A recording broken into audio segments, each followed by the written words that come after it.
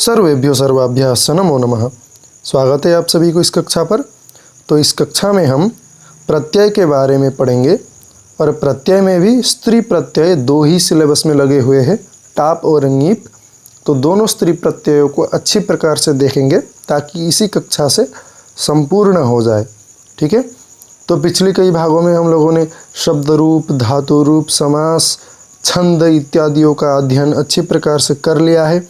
अगर आपने कक्षाओं को देखा नहीं तो जाकर के चैनल में देख सकते हैं। और कई सारे मॉक टेस्ट के वीडियोस भी है, पुराने प्रश्न पत्रों के वीडियोस भी है, तो जाकर के आप लोग देख सकते हैं। ठीक है। तो चलते हैं इस वीडियो में आगे। तो सबसे पहले दो प्रत्यय स्त्री प्रत्ययों को पढ़ना है, बाकी तद्धित प्रत्यय, कृत प्रत्यय इत्यादि भी पढ़ना है। क्रमशः कक्षाएँ आते रहेंगी। तो इस कक्षा में हम केवल स्त्री प्रत्यय, उनमें से टाप और ङीप सिलेबस में लगा हुआ है। ठीक है। तो चलिए टाप प्रत्यय को सबसे पहले देखते हैं। ठीक। तो टाप, इसका प जो है वह हलन्त्यम सूत्र से इत संज्ञा होगा और तस्य लोपः सूत्र से प का लोप हो जाएगा। ठीक है। फिर टा, टा जो है वहाँ पर चुटु सूत्र से, ठीक है, चुटु सूत्र से क्या होगा, टकार का इत संज्ञा होगा और तस्य लोपः से लोप हो जाएगा और शेष रहेगा आ, केवल आ। ठीक है। तो अजाद्यतस्टाप, अजादि अतः टाप। ठीक है। तो यहाँ पर क्या अर्थ बनेगा, अजादि गण में पढ़े गए शब्द। ठीक है। अज इत्यादि गण में जितने भी पढ़े गए शब्द है अथवा ह्रस्व अकारांत शब्दों से, ठीक है, अंतिम में ह्रस्व अकार हो, ऐसे शब्दों से स्त्रीत्व की विवक्षा में अगर स्त्री का अर्थ बताना है तो टाप प्रत्यय किया जाता है। अजादिगण और ह्रस्व अ जिन शब्दों के अंत में हो वैसा शब्द अगर स्त्रीत्व का विवक्षा किया जाए उस शब्द के लिए तो टाप प्रत्यय का प्रयोग होगा। देखिए सबसे पहला उदाहरण अजा, अज धन टाप अजा। ठीक। एड़का, अश्वा, चटका, मूषिका, बाला, वत्सा, होड़ा, मंदा, विलाता, मेधा, गंगा, सर्वा, त्रिफला, त्र्यनिका, एता, रोहिता, गोपालिका, प्रजापालिका, पशुपालिका, भूपालिका, द्वारपालिका, बहुपरिव्राजका, अर्या, क्षत्रिया, अतिकेशा, चंद्रमुखा, सुगुल्फा, कल्याणक्रोढ़ा, सुजघना, शूर्पणखा, गौरमुखा, ताम्रमुखा, मुंडा, ठीक है, धनक्रीता, शूद्रा इत्यादि ये सभी शब्दों में क्या हुआ है, टाप प्रत्यय का प्रयोग हुआ है। ठीक है। तो आप सबको समझ में आ गया होगा। तो टाप प्रत्यय किस प्रकार से प्रयोग होता है। अजाद्यतश टाप यह सूत्र है। ठीक। और शेष बचता है केवल आ, और अजादि गण में और फिर ह्रस्व अकारांत जितने भी शब्द है उन सब के लिए स्त्रीत्व की विवक्षा अगर किया जाए तो वहाँ पर टाप प्रत्यय का प्रयोग होगा। ठीक है। समझ में नहीं आया तो आप सब फिर से अच्छी प्रकार से एक बार देख लीजिए। तो देखते हैं अगला है ङीप प्रत्यय। ठीक है। तो सबसे पहला ङीप प्रत्यय के लिए सूत्र है उगितश्च। ठीक है। अर्थ क्या है, जिसमें उक, उक यानी यह प्रत्याहार है उ री लृ, यहाँ तक कि इत संज्ञा हो गई हो। ठीक है। जिसमें, जिस शब्द में उ री लृ इत्यादि अक्षरों का इत संज्ञा हो गया हो, फिर ऐसे प्रातिपदिकों से स्त्रीत्व की विवक्षा में ङीप प्रत्यय होता है। ठीक है। तो यहाँ पर क्या है कि भू धातु, ठीक है, भू धातु से यह शब्द बना है, भू से भवत, भवन, भवति इत्यादि। तो वहाँ पर भू धातु के साथ क्षत्रि प्रत्यय लग करके क्या हुआ है, भवत शब्द बना है। तो क्षत्रि में ऋकार जो है उसका क्या हुआ है, इत संज्ञा हुआ है ना।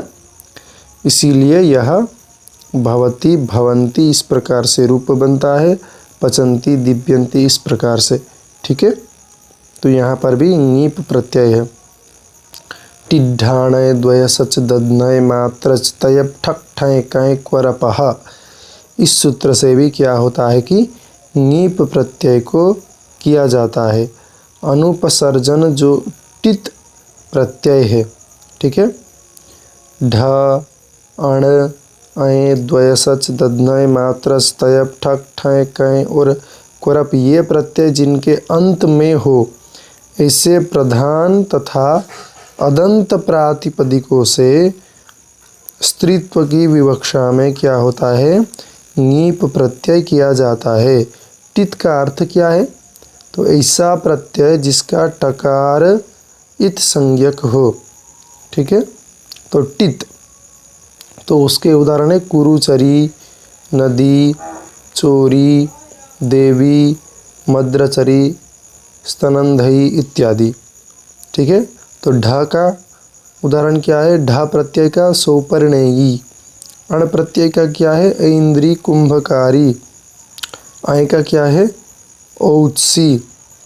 द्वयसच का उरुद्वयसी।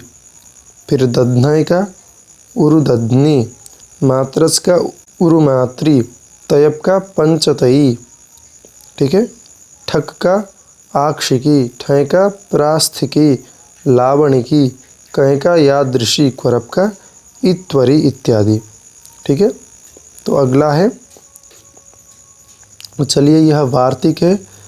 नयस नई कख्युस तरुण तलुनानामुपसंख्यानाम। ठीक है, इससे भी ङीप प्रत्यय का विधान होता है।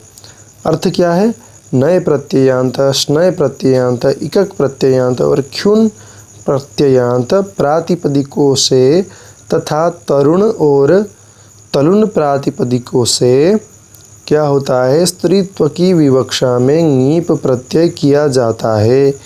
तो नए प्रत्ययांत में स्त्रीणी, स्नय में पौंसनी, ईकक में शाक्तिकी याष्टिकी, ख्युन में आढ्यंकरणी, तरुण में तरुणी, तलुन में तलुनी इत्यादि। ठीक है, तो ययश्च, इस सूत्र से भी ङीप प्रत्यय होता है। यय प्रत्ययांत प्रातिपदिक से ङीप प्रत्यय होता है स्त्रीत्व की विवक्षा में। तो उदाहरण गर्ग्य धन्यय, गार्ग्य बना, इसमें अगर ङीप जोड़ेंगे तो गार्गी पद बनेगा। ठीक है, तो वयसी प्रथमे, इस सूत्र से भी ङीप प्रत्यय होता है। प्रथम अवस्था अर्थात कौमार अवस्था के सूचक शब्दों से स्त्रीत्व की विवक्षा में ङीप प्रत्यय होता है, जैसे कुमारी, किशोरी इत्यादि। ठीक है, तो द्विगोह ङीप। ठीक, अदंत द्विगु समास से स्त्रीलिंग की विवक्षा में ङीप प्रत्यय होता है, जैसे त्रयाणाम लोकानाम समाहार, त्रिलोकी, त्रयाणाम पादानाम समाहार, त्रिपादी, पंचमूली, अष्टाध्यायी, पंचवटी, चतुस्सूत्री, सप्तश्लोकी, दशरथी इत्यादि। ठीक है, तो वर्णादनुदात्तात्तोपधातो नः, इस सूत्र से भी ङीप प्रत्यय होता है। वर्णवाची जो अनुदात्तांत, तकारोपध, तदंत, अनुपसर्जन प्रातिपदिक से स्त्रीत्व की विवक्षा में ङीप प्रत्यय तथा तकार को नकारादेश विकल्प से होता है।